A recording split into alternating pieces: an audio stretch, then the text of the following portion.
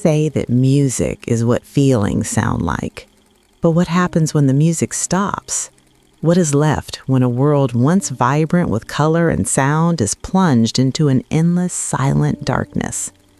This is a story of Leo, a man whose soul was a symphony, a composer whose fingers could paint masterpieces in the air.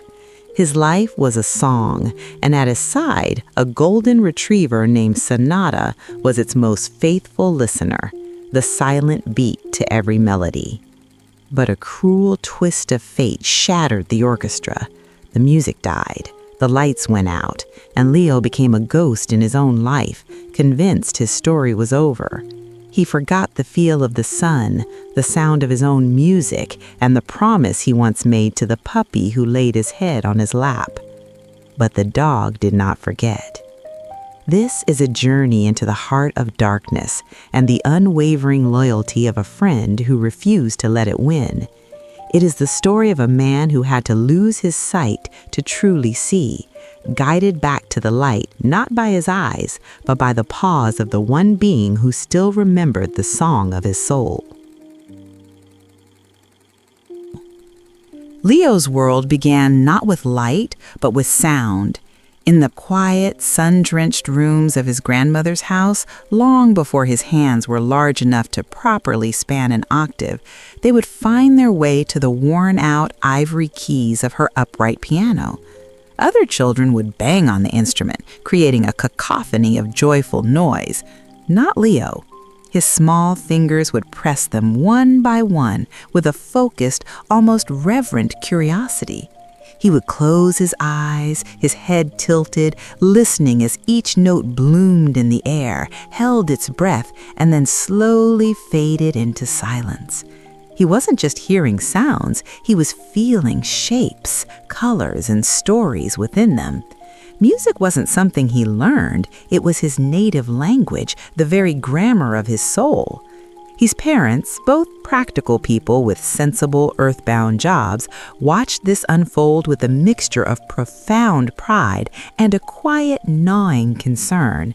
They saw the undeniable magic in him, the way he could hear a complex song on the radio just once and hours later replicate its core melody perfectly on his cheap tinny keyboard. They marveled at his ability to find harmony in the rain drumming against the window pane or the mournful whistle of a distant train. But they also saw a world that wasn't always kind to dreamers, a world that measured success in spreadsheets and promotions, not in sunrises captured in a bottle of sound. "He has his head in the clouds," his father would say, not with malice, but with the weary sigh a man who had long ago traded his own clouds for solid ground. By the time he was 20, Leo was a whirlwind of artistic energy, a beautiful, chaotic storm contained within the four walls of a tiny third-floor apartment. The space was less a home and more an extension of his own mind. Stacks of sheet music teetered precariously on every surface, half-empty coffee cups stood as monuments to late-night creative bursts, and the air itself seemed to vibrate with the constant, beautiful hum of his acoustic guitar. He played in smoky, dimly lit bars for pocket change and the occasional free drink, his voice and his 6 strings weaving stories that made strangers in the crowd feel for a few precious minutes completely understood. He was often tired, perpetually broke, and lived on a diet that consisted mainly of caffeine and hope. But he was vibrantly, incandescently alive, fueled by a dream that was both simple and monumental: to compose a piece of music so pure, so honest, that listening to it would feel like watching the world be born. It was on a crisp autumn afternoon, the kind where the air is sharp and the sunlight is the color of honey, that his life found its rhythm section. Walking through a park with his guitar slung over his back, his mind wrestling with a stubborn chord progression, he saw a small, hand-scrawled sign propped against a tree. "Puppies for free, good homes only." He wasn't looking for a dog. A dog was a responsibility, a complication, another mouth to feed when he could barely feed his own. Yet he found his feet carrying him toward a simple cardboard box where a litter of golden-furred puppies tumbled over each other in a chaotic, joyful pile. All but one. In the corner, slightly apart from the rest, a small, quiet pup with impossibly large paws and soft, soulful, dark chocolate eyes sat watching him. Its head was cocked to one side, not with the frantic energy of its siblings, but with a calm, knowing curiosity, as if it were listening to a song only it could hear. Leo knelt down, the dry leaves crunching under his knees. The puppy didn't jump or bark, it simply unfolded its clumsy limbs, crawled forward with a determined little wobble, and rested its tiny head on his knee. It was a gesture of profound, unconditional trust. In that moment, a silent chord was struck between them, a note of pure connection that resonated deep in Leo's chest. He named him Sonata. It felt preordained. A sonata, in its classical form, is a composition for a soloist, a journey of developing themes and shifting emotions. Leo felt deep in his bones that this small, quiet creature was destined to be the solo instrument in the grand composition of his life. He carried the puppy home, a warm, trembling bundle tucked inside his jacket, its tiny heart beating a steady rhythm against his own. That night, the city lights painting patterns on his apartment walls, Leo sat on his worn-out sofa, his fingers finding a new, gentle melody on the strings of his guitar. It was a melody of quiet beginnings, of unexpected joy. Sonata, curled up at his feet, let out a soft sigh of perfect contentment, his small body rising and falling with each breath. Leo looked down at the golden fur, at the absolute peace in that sleeping form, and made a promise, a vow whispered into the quiet of the room. "It's you and me, Sonata. We're going to fill this world with so much music." He had no idea how that promise would one day be tested, or that the small sleeping pup at his feet would become the sole, unwavering guardian of that vow in the face of an encroaching, absolute silence. The years that followed were a crescendo. Leo and Sonata's life together unfolded like a perfectly composed piece of music, each movement more vibrant and fulfilling than the last. The small, clumsy puppy with oversized paws grew into a magnificent golden retriever, his coat the color of spun gold, his dark eyes filled with an intelligence and empathy that seemed almost human. Sonata was more than a pet. He was Leo's shadow, his muse, and his most devoted audience. He would lie for hours at Leo's feet in the cramped apartment, his head resting on his paws, his ears twitching with every chord change and vocal inflection. He was the silent witness to hundreds of songs being born, from their first fumbling notes to their final polished forms. When a melody soared, Sonata's tail would give a slow, rhythmic thump-thump-thump against the wooden floor. When a chord was melancholic, he would let out a soft, sympathetic sigh. It was as if the music flowed through him, too. Leo's talent, nurtured by this unwavering companionship, began to blossom in ways he had only dreamed of. The smoky bars gave way to sold-out concert halls. The pocket change turned into a record deal. His name, once scrawled on bar flyers, was now printed on album covers and festival posters. He bought a small house with a large green yard, a place with a sun-drenched studio room where his piano and guitars could finally breathe. The first thing he did upon moving in was to install a dog door, a symbol that this was as much Sonata's home as it was his. Through all the tours, the recording sessions, and the whirlwind of newfound fame, Sonata was his anchor, his constant. While others saw Leo the rock star, Sonata only ever saw Leo his person, the man who smelled of coffee and guitar strings, the man whose heartbeat was the most comforting rhythm in the world. Their routines were a symphony in themselves. Mornings began with Sonata nudging a cold, wet nose into Leo's hand, a gentle alarm clock that no amount of fame could replace. They would walk through the dew-kissed grass in the backyard, Leo sipping his coffee while Sonata chased squirrels with a playful, half-hearted enthusiasm. The heart of their day was in the studio. Leo would sit at his piano, his fingers dancing across the keys, and Sonata would find his usual spot on the thick rug nearby. He was the first to hear every new composition. Leo would often stop, turn to him, and ask, "What do you think, boy? Is this it?" And Sonata would respond with a look, a tail wag, or a soft whine, a critique more honest and valuable to Leo than any from a high-paid music executive. Sonata became a quiet celebrity in his own right. Fans knew him from album art, from social media posts, and from the occasional glimpse of a golden tail disappearing backstage.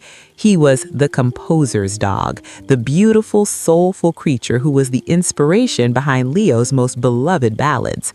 One of Leo's most famous songs, Golden Hour, was a simple acoustic piece written about watching the sunset paint Sonata's fur in shades of fire as he slept in the yard.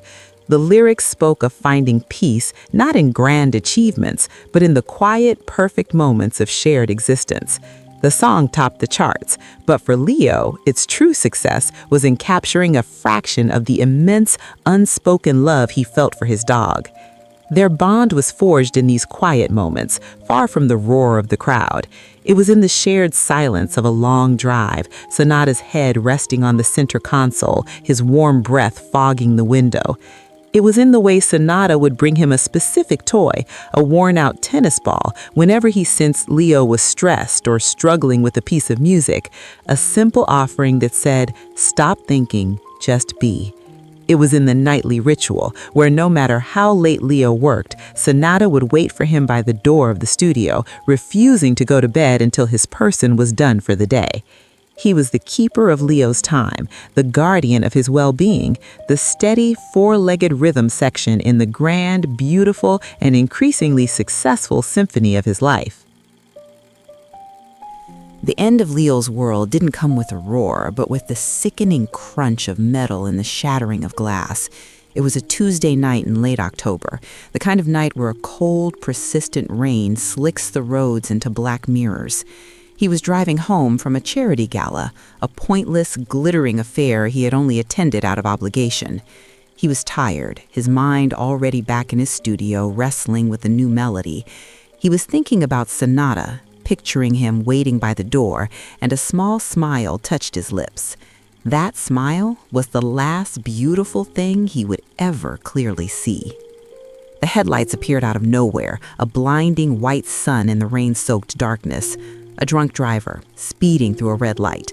Leo's hands gripped the wheel, his body tensing for an impact that was both instantaneous and eternal.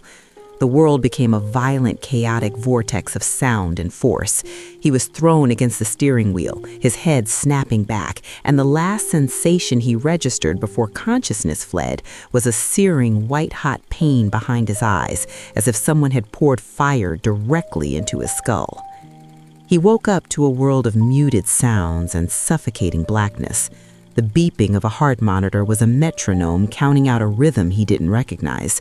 The sterile smell of antiseptic filled his nostrils. He tried to open his eyes, a simple, reflexive action he had performed thousands of times. He strained, he fought, but nothing happened. The impenetrable darkness remained. Panic, cold and sharp, pierced through the fog of medication. He called out, his voice a raw, croaking sound. A nurse rushed in, her voice a soothing, professional murmur. Then a doctor. Words floated around him in the void. Severe trauma, optic nerves, irreversible damage. They were medical terms, clinical and detached, but for Leo, they translated into a single, soul-crushing sentence: "You will never see again." The blackness wasn't just an absence of light, it was an active, malevolent presence. It swallowed sound, it stole memories, it devoured hope. It was a thick, suffocating blanket that smothered every part of the man he used to be. His world, once a vibrant canvas of color, texture, and the beautiful faces of his loved ones, was now a flat, featureless, terrifying void. He couldn't see the concerned face of his manager, the get-well-soon cards that piled up on his bedside table, or the golden fur of the dog who, his family told him, refused to leave the spot outside his hospital room door. When he was finally discharged, the journey home was a special kind of torture. He was led by the arm like a child, his every step hesitant.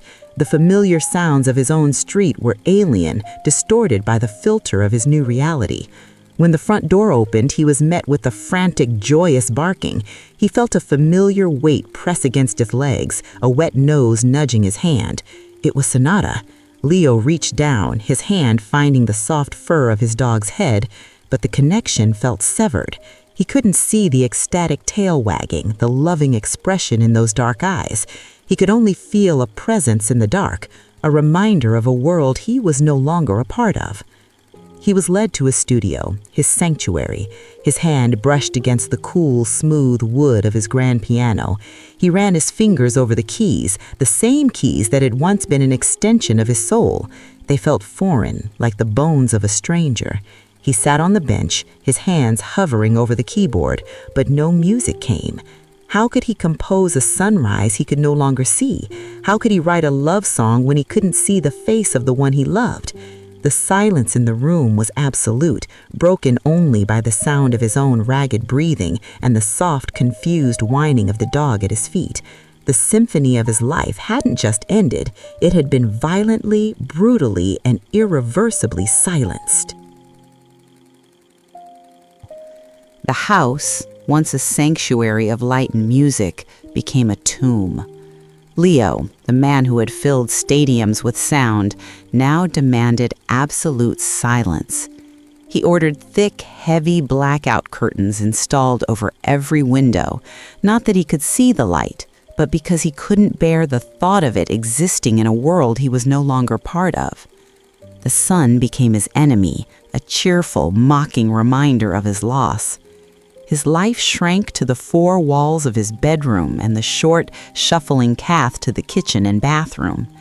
He moved through the familiar spaces of his home like a ghost, his hands constantly outstretched, his shoulders hunched, a man perpetually bracing for an impact with a world he could no longer navigate.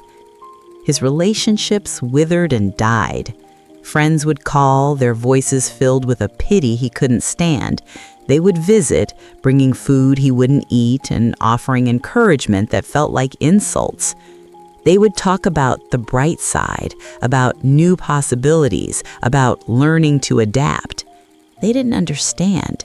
There was no bright side to an endless night. He became short-tempered, sarcastic, and cruel, using words as weapons to drive away anyone who tried to get close. He was building a fortress of bitterness around himself, brick by painful brick, and the silence he demanded was its moat. And in this fortress, Sonata was a prisoner with him.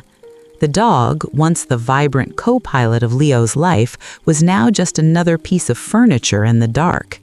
The joyful morning nudges were met with a grunt and a hand that pushed him away. The playful invitations to go outside were ignored. The balls and toys left hopefully at Leo's feet remained untouched, gathering dust.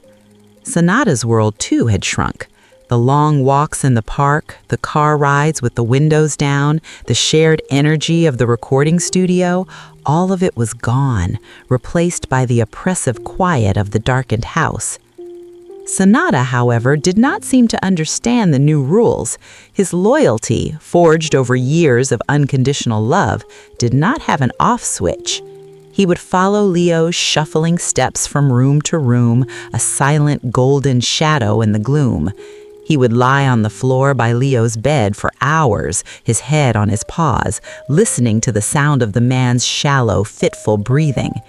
He would still bring the worn-out tennis ball, dropping it with a soft thud near Leo's chair, waiting with a patience that was both beautiful and heartbreaking. Each time Leo would either ignore it or, on his worst days, kick it away, his voice a low growl. "Leave me alone, damn it, it's over, don't you get it?" But Sonata didn't get it. His world was simpler. His person was in pain. His job was to be there. He seemed to be grieving not just for the loss of their shared life, but for the loss of Leo himself. He would often sit in the doorway of the silent, tomb-like studio, staring at the shrouded piano and the guitars gathering dust in their stands. He would let out a low, mournful whine, a sound that seemed to ask, "Where did the music go?" For Leo, the dog's unwavering presence was a constant, agonizing reminder of everything he had lost. Every soft sigh from Sonata was an echo of the thousands of sighs he had heard during their years of composing. Every clink of the dog's tags was a rhythm from a song that would never be finished. Every time his hand accidentally brushed against that soft, golden fur, it was a jolt of memory, a flash of a life so bright and full that its absence was a physical pain. Sonata wasn't a comfort. He was a living, breathing archive of Leo's happiness, a golden ghost haunting the ruins of his life. And in the deepest, most bitter corners of his heart, Leo began to resent him for it. He resented him for his health, for his sight, and most of all, for his stubborn, stupid, unrelenting hope. Months bled into a year. The seasons changed outside the heavily curtained windows, but inside Leo's fortress, it was always the same bleak, timeless winter. His world was a small, predictable loop: bed, kitchen, armchair, bed. He had mastered the geography of his prison, the precise number of steps from his chair to the refrigerator, the exact location of the glass he used for water. He lived by touch and by the dull, monotonous routine he had imposed on himself. The outside world, with its sounds, its people, and its relentless cheerfulness, had ceased to exist for him. Sonata, too, had adapted, but in a different way. His playful energy had subsided, replaced by a quiet, watchful patience. He had learned that the tennis ball would be ignored, that the nudges for walks would be rejected, so he simply watched. He watched the way Leo's hands, once so expressive and alive on a fretboard, now trembled as they searched for the handle of a coffee cup. He watched the way Leo's shoulders were permanently slumped in defeat. He watched as the man who used to fill rooms with laughter now only filled them with the heavy sound of his own silence. But Sonata's hope, though dormant, had not died. It was a pilot light, burning low but steady, waiting for a draft of air, a flicker of opportunity. The opportunity came on a quiet Tuesday afternoon. Leo was dozing fitfully in his armchair, lost in a gray, dreamless sleep. The house was utterly still. For reasons known only to the dog, Sonata got up from his spot on the floor. He didn't go to the kitchen to check his water bowl. He didn't go to the back door to whine. Instead, with a quiet determination, he padded into the one room that had been sealed like a pharaoh's tomb, the studio. The air inside was stale, thick with the dust of disuse. The grand piano stood like a black, sleeping beast under its shroud. The guitars, his beloved collection, hung on the walls like ancient, forgotten artifacts. Sonata navigated the familiar layout, his claws making soft clicking sounds on the hardwood floor. He stopped in front of the guitar stand in the center of the room, the one that held Leo's most cherished instrument, a vintage Martin acoustic, the guitar he had used to write Golden Hour. Its case had been left open, a final, careless act from a life before the darkness. Sonata stood there for a long moment, his head cocked, as if listening to the ghost of the music that still lingered in the wood. Then he did something he had never done before. He lifted a single large paw and gently, deliberately, placed it directly on the exposed strings of the guitar. Thrum. The sound was dissonant, a clumsy atonal chord, but in the crushing silence of the house, it was as loud as a cannon shot. It was the first musical note that had been produced in that house in over a year. In the living room, Leo jolted awake. His heart hammered at his chest. The sound, so unexpected, so alien in his silent world, had bypassed his brain and struck something deep within his soul. For a split second, he wasn't a blind, broken man in a dark room. He was a composer, and his ear had caught a note. He sat bolt upright, his head turning in the direction of the studio. What the... He heard the soft click of claws on the floor as Sonata trotted out of the studio and came to a stop a few feet from his chair. Leo's mind raced, trying to process the impossible. A string breaking? The house settling? But the sound had been too deliberate. He reached out a trembling hand into the darkness. "Sonata, was that you?" The dog let out a soft woof, a sound that was not a bark but an answer. Leo's hands clenched into fists. The brief moment of musical instinct was instantly consumed by a wave of anger. The audacity! The one room he couldn't bear to enter, the one object that represented the pinnacle of his pain, had been disturbed. "Bad dog, you stay out of there, you hear me? Stay out!" He listened as Sonata, after a moment's hesitation, padded away and settled back into his spot on the floor with a heavy sigh. The silence returned, but it was no longer empty. It had been violated. A single, clumsy, dissonant chord now hung in the air, a sound that was both an accusation and an invitation. It was the first tentative note in a rebellion against the darkness, orchestrated by a golden-furred conductor who refused to let the music die. The dissonant chord from the guitar did not fade. It lingered in the air of the house for days, an unspoken challenge that left Leo perpetually on edge. He became even more withdrawn, his anger a brittle shield against the memory the sound had invoked. He started closing the studio door, a physical barrier to match the one in his mind. But the act of closing it was, in itself, an acknowledgement. He was fighting against something now, not just sinking into nothingness. Sonata, for his part, seemed to understand that a direct assault on the studio was no longer the right tactic. The first note had been a wake-up call. Now the composition needed to become more subtle. Having failed to bring the music to Leo, Sonata began a new, more intricate strategy. He would bring Leo to the music, or at least to the memories of it. His campaign started with small, almost imperceptible acts of guidance. When Leo would shuffle towards the kitchen for his morning coffee, Sonata would gently block his path with his body, nudging him slightly to the left. This new path led Leo's hand to brush against the cool, smooth surface of the grand piano as he passed. The first time it happened, Leo flinched as if he touched a hot stove, snatching his hand back. "Get out of the way, dog," he muttered, his heart pounding. But Sonata was persistent. Every morning, the same gentle, unyielding nudge. After a week, the flinch lessened. Leo's fingers would linger for a second on the wood, the familiar texture a ghost of a sensation, before he would curse under his breath and continue on his way. Sonata's efforts grew more complex. He knew Leo's routines, the small, predictable loops of his existence, and he began to alter them.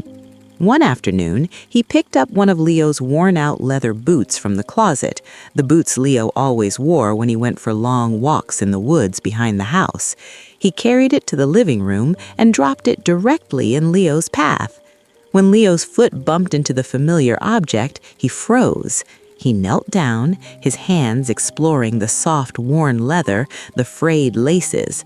The scent of earth, of damp leaves, of a life lived outdoors, rose from the boot. For a moment, the stale air of his prison was replaced by the crisp, clean air of the forest. The memory was so vivid, so painful, that he threw the boot across the room, his voice a choked cry of "Stop it!" But Sonata did not stop. He became a curator of memories, a four-legged archaeologist digging up artifacts from their shared past. He would find the old, frayed guitar strap and lay it over the arm of Leo's chair. He would nudge the remote for the stereo system, the one they used to listen to old vinyl records on, until it fell onto Leo's lap. Each object was a key designed to unlock a specific memory, a specific feeling. Each one was a note in a melody of remembrance.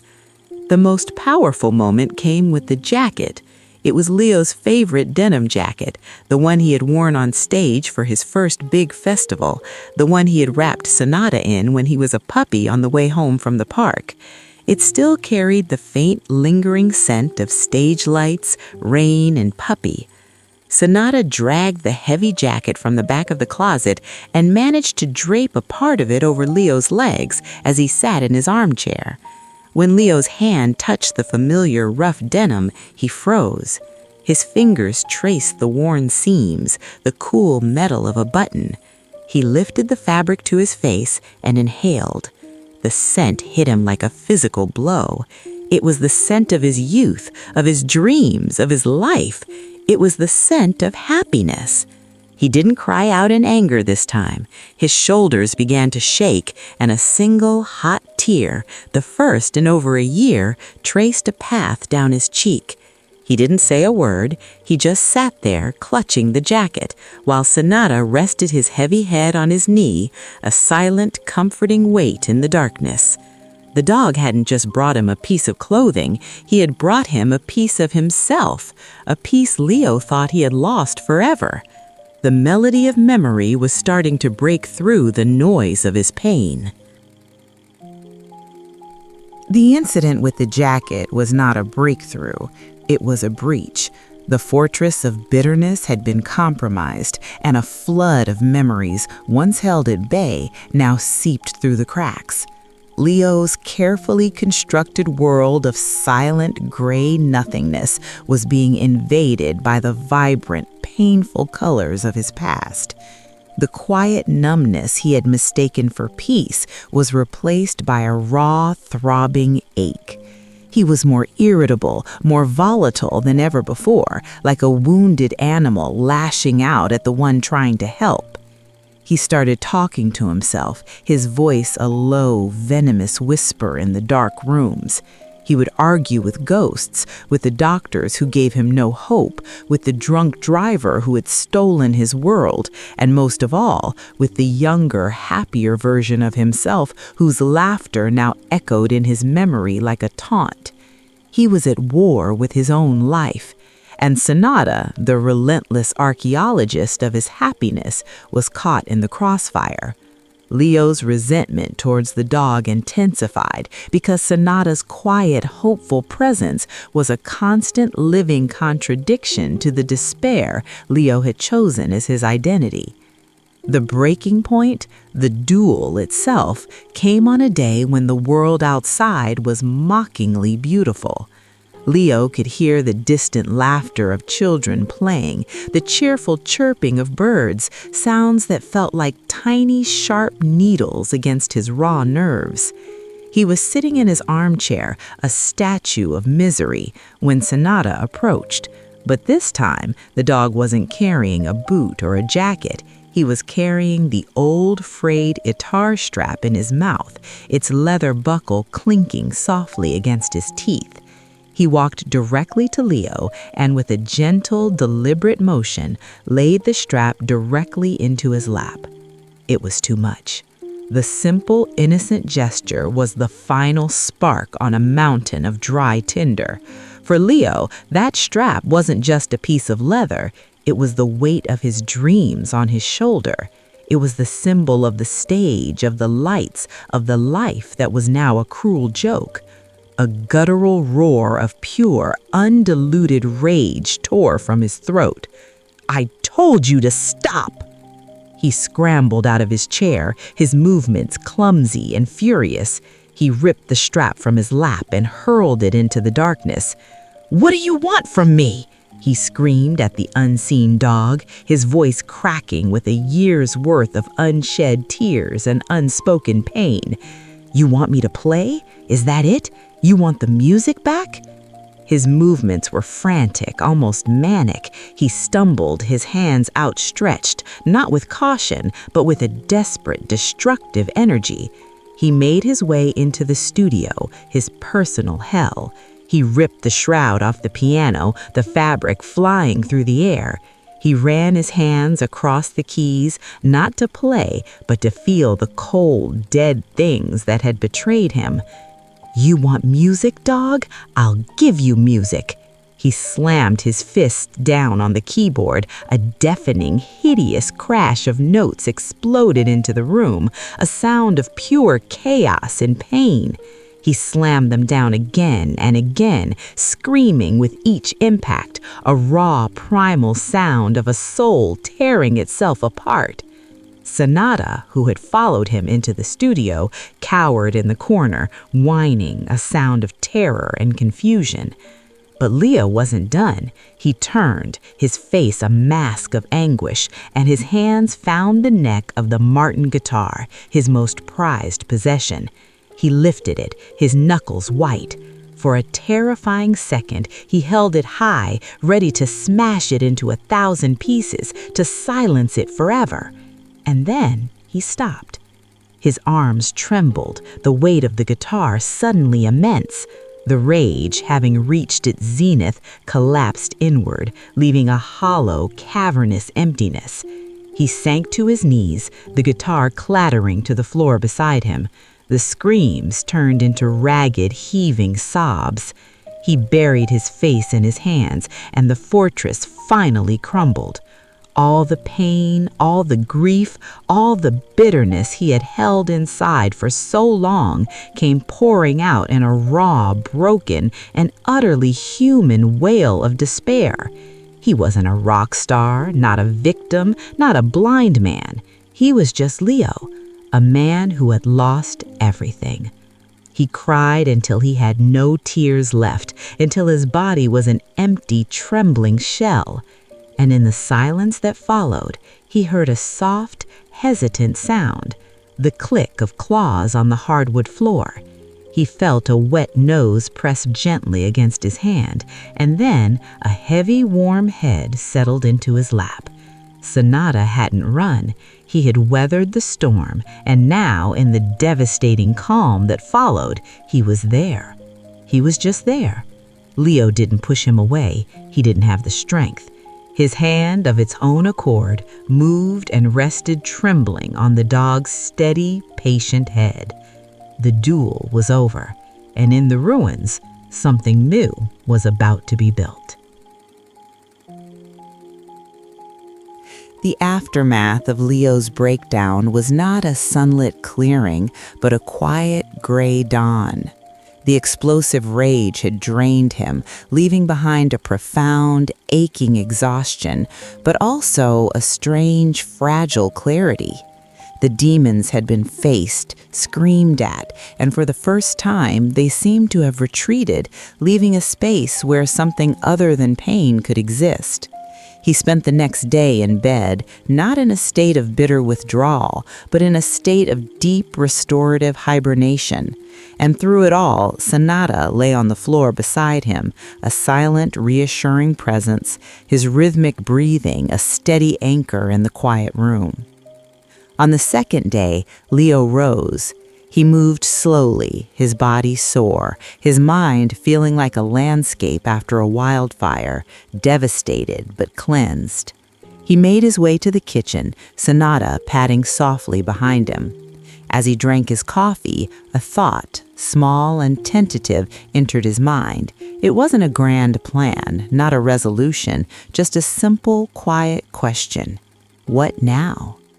He didn't have an answer, but for the first time, the question didn't feel like a death sentence. It felt like a blank page. Later that day, drawn by an impulse he didn't try to fight, he found himself standing at the entrance to his studio. The room was a mess, a testament to his duel. The piano cover was on the floor. The Martin guitar lay where it had fallen. The air still felt charged with the echoes of his screams. He took a deep, shuddering breath and stepped inside. He didn't go to the piano. Instead, he knelt down and carefully, reverently picked up his guitar. His fingers traced the smooth, familiar curves of the wood. It wasn't broken, it was just silent. He sat on the floor, cross-legged, the way he used to do when he was a teenager just starting out. He held the guitar in his lap, his fingers finding their old positions on the fretboard out of pure muscle memory. Sonata came and sat directly in front of him, his head cocked, his eyes filled with a quiet, intense anticipation. Leo's hand trembled as he positioned it over the strings. He hesitated. The fear was still there, a cold knot in his stomach. The fear that the music was gone forever, that his hands were just empty shells. He took another breath, the sound of Sonata's soft panting, the only other sound in the room, and then he played a note. It was just one, a simple, open G chord. It wasn't perfect, his fingers were stiff, the notes slightly muted, but it was clean, it was real. It hung in the air, a single perfect drop of sound in an ocean of silence. He played it again and again. He wasn't trying to compose, he wasn't trying to perform, he was just reacquainting himself with an old friend. He was learning to speak his native language again, one word at a time. A small, almost imperceptible smile touched his lips. It was the first genuine smile in over a year. He looked in the direction of the dog. "You hear that, Sonata?" he whispered, his voice raspy. "It's still in there." Sonata responded with a soft thump-thump of his tail against the floor. For the next hour, Leo sat on the floor of his studio, not composing, but exploring. He played simple scales, letting his fingers relearn the geography of the fretboard. He played old familiar chords, feeling the vibrations of the wood against his body. He wasn't thinking about melodies or lyrics or albums. He was focused entirely on the tactile sensation of creation, the pressure of his fingertips on the strings, the resonance of the sound in his chest, the shared air in the room vibrating with a note he had made. It wasn't a symphony, it was just a man and his dog and a guitar finding the first new note in the second movement of their second lives, and for the first time since the darkness fell, it sounded like hope. The single note became a chord. The chord became a progression. The progression became a melody. The studio, once a tomb, slowly came back to life. But it was a different kind of life. Leo no longer demanded silence, he curated sound. He started by opening the curtains just a crack, not for the light, but for the noise. He wanted to hear the rain, the wind, the distant hum of traffic. These were the textures of a world he was rejoining, and they began to weave themselves into the simple, tentative melodies he was creating. His relationship with Sonata underwent a profound transformation. The dog was no longer just a companion or a memory keeper. He became an extension of Leo's senses, a bridge to the physical world. Leo began to truly listen to Sonata. He learned the difference between the dog's happy panting and his anxious panting. He could tell by the sound of Sonata's claws on the floor whether he was walking, trotting, or about to break into a run. The dog's world of sound and scent became a new palette for Leo's art. This new partnership found its rhythm on their walks. After more than a year of confinement, Leo, guided by Sonata, ventured outside. He held the leash, but it was Sonata who led. The dog would stop, and Leo would learn to interpret the stop. A low growl meant a stranger was approaching. A sudden, intense sniffing meant they were passing the bakery with its rich, warm smells. A happy, excited whine meant a squirrel was chattering in a nearby tree. Leo started calling it seeing through Sonata. The dog was his eyes, translating the visual world into a language of sound, scent, and movement that Leo could understand and, more importantly, feel. These sensory translations became the foundation of his new music. One day, Sonata stopped and nudged Leo's hand towards a low-hanging branch. Leo reached out and felt the delicate, velvety texture of a magnolia blossom. He spent minutes just feeling it, inhaling its sweet, citrusy scent. When he returned to the studio, he didn't try to write a song about a flower. He tried to translate the sensation of the flower into music.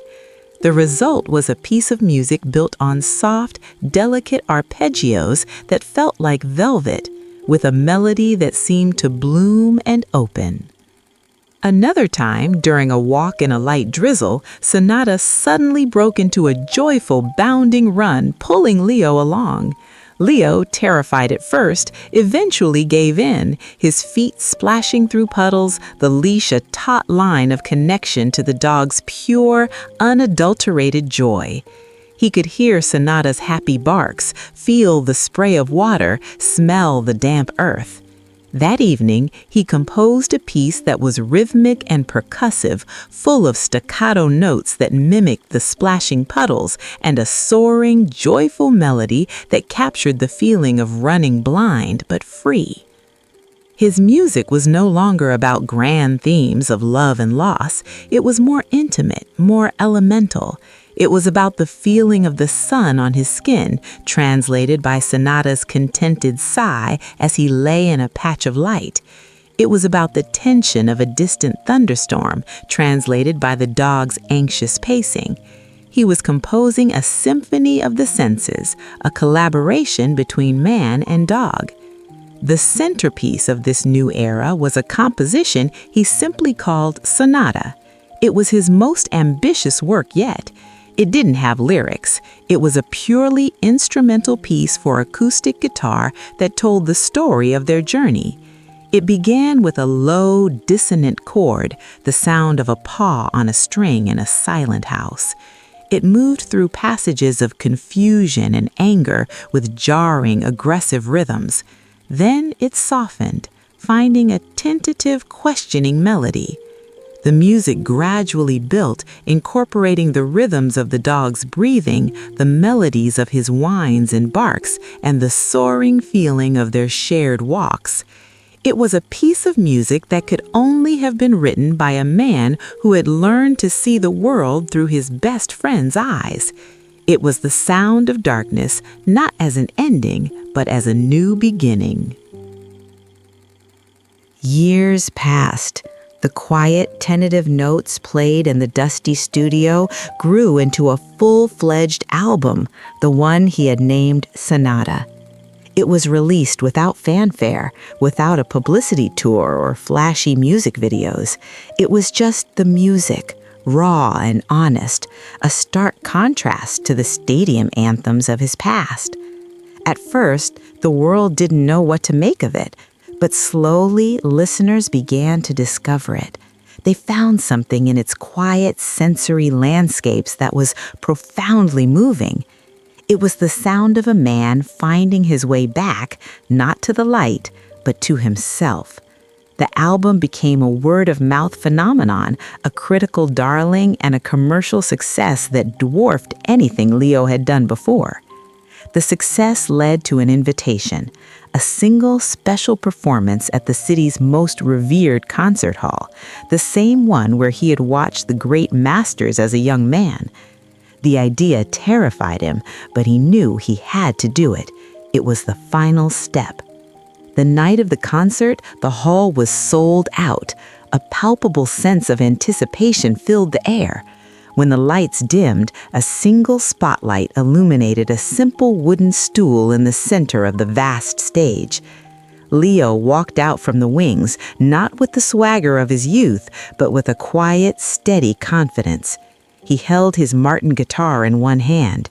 With the other, he held a leash. At the end of that leash was Sonata. The dog was old now. His magnificent golden coat was threaded with silver, especially around his muzzle. His movements were slower, more deliberate. He walked calmly beside Leo to the center of the stage, his presence radiating a serene dignity. A soft murmur went through the crowd. Leo sat on the stool, and Sonata, without any command, lay down at his feet, his head resting on his paws, facing the audience as if he were a seasoned performer. Leo didn't speak at first. He just sat there, letting the silence settle. Then he leaned into the microphone. "There's a saying that true vision comes not from the eyes, but from the heart," he began, his voice calm and clear. I didn't understand what that meant until I lost my sight. I thought my world had ended, but someone refused to let me go. He reminded me that even in the deepest darkness, there is a light. It's the light of loyalty, of unwavering love. This is my lighthouse. He gestured down towards the old dog, who thumped his tail once against the stage. Then Leo began to play. He played the entire Sonata album from start to finish. The audience was utterly captivated. They heard it all in the music: the crash of a car, the suffocating silence, the dissonant chord of a paw on a string, the feel of a magnolia blossom, the joy of running through the rain. They were not just listening to music, they were being guided through a man's soul. Leo's fingers, once stiff and uncertain, now danced over the fretboard with a grace and precision that surpassed even his younger self. He played with his eyes closed, but he had never looked more focused. For the final piece, the title track, Sonata, Leo's playing became incredibly soft and intimate. The music spoke of acceptance, of peace, and of a profound, bottomless gratitude. As the final gentle note faded into the vast silence of the hall, Leo's hand came to rest on Sonata's hand. The old dog lifted his head and looked out at the thousands of silent, watching faces, a living, breathing testament to the story they had just heard. For a long moment, no one moved. Then, a single person began to clap. Soon the entire hall was on its feet, the applause not just loud, but emotional and overwhelming. It wasn't just for the music, it was for the journey, it was for the man, and it was for the dog. Conclusion: the silent chord. Leo never returned to the life of a touring rock star. The single concert was enough. He had faced his ghosts and shown them the door. He continued to live in the house by the sea, the curtains now always open, letting in the sounds and the sea air. He composed music not for deadlines or for charts, but for the joy of it, releasing it to the world whenever a piece felt complete. His new life was quieter, smaller, and infinitely larger than the one he had known before. Sonata lived out his final years in peace and dignity, surrounded by the music he had helped bring back into the world. He would lie in the studio for hours, his old bones warmed by patches of sun, listening to Leo play. His breathing became the gentle rhythm track to Leo's life, a constant, steady beat of loyalty. One autumn morning, Leo woke to a silence that was different. It was deeper, more absolute. He reached out a hand from his bed to the spot on the floor where Sonata always slept, and he found it empty and cold. The steady breathing that had been the soundtrack to his second life was gone. Sonata had passed away peacefully in his sleep. The grief was immense, a vast, quiet ocean. But it was not the jagged, bitter pain of before. This was the clean, noble grief of a life well lived and a love fully given. Leo buried his old friend under the large oak tree in the backyard, the one they had sat under on so many sunny afternoons. There was no headstone, no marker. None was needed. That evening, Leo went into his studio. He picked up his Martin guitar, the wood now worn smooth with 1,000 hours of touch. He didn't play the complex melodies of his Sonata album. He just played a single, simple chord, a G chord full of warmth and memory. He let it ring out, filling the empty house until it faded into silence.